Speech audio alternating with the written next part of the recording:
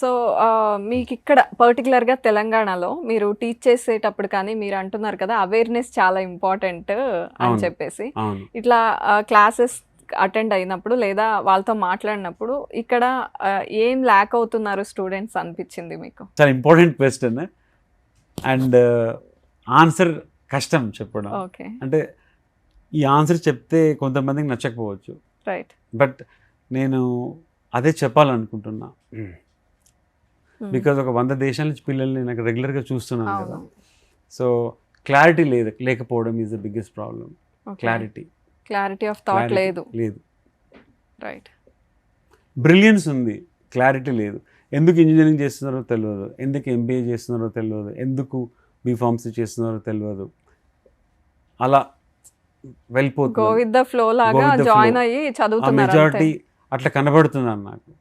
But ఇంత advance అయింది country, ఇంత టెక్నాలజీ ఉంది, ఇంత ఫెసిలిటీస్ ఉన్నాయి.